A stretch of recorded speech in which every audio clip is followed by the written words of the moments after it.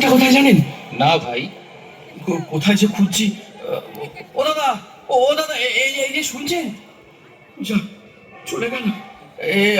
আপনারা আপনারা জানেন, হ্যাঁ, ইসকন মন্দিরটা কোথায়? আমি মহা বিপদে পড়েছি। কেউ যদি জেনে থাকেন বলুন না। আমার যে মহা বিপদ। হ্যাঁ, ওই তো একজন আসছে, দেখি। ও ও ভাই, ও ও ভাই শুনছেন? আমাকে দয়া করে বলবেন ইসকন মন্দিরটা কোন দিকে? আমার খুব বিপদ। হ্যাঁ, আমি জানি তো, কিন্তু আপনার কিসের বিপদ? প্লিজ প্লিজ, আমি সব পরে বলবো। এখন আমাকে ইসকন মন্দিরে নিয়ে চলুন, খুব খুব তাড়াতাড়ি। আপনি কি কোনো ভয় পেয়েছেন? আরে আসলে আমি ভূত। আরে না না, আমি আমি গীতা। আরে না, মানে আমি জমা নয়। হ্যাঁ, কি যে বলছি। আরে আরে আপনি তো আগে আমাকে ইসকনে নিয়ে চলুন। দেখি মনে হচ্ছে কোনোভাবে বিচলিত। ঠিক আছে, ঠিক আছে, চলুন চলুন।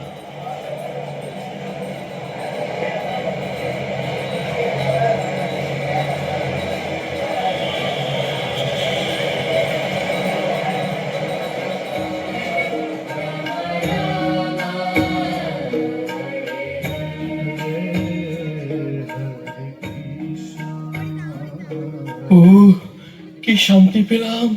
আহ, হরে কৃষ্ণ কৃষ্ণ কৃষ্ণ হরে হরে, হরে রাম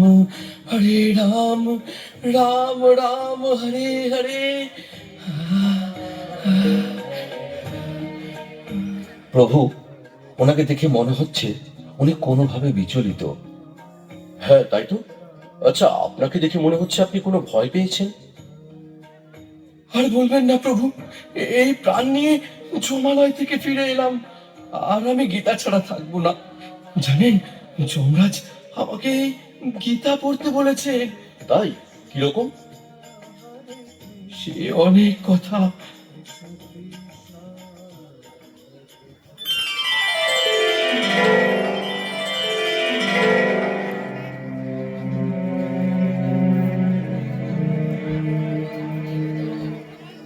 গৌর, বলো তো, আজকের ভাগবত ক্লাসটা কেমন লাগলো?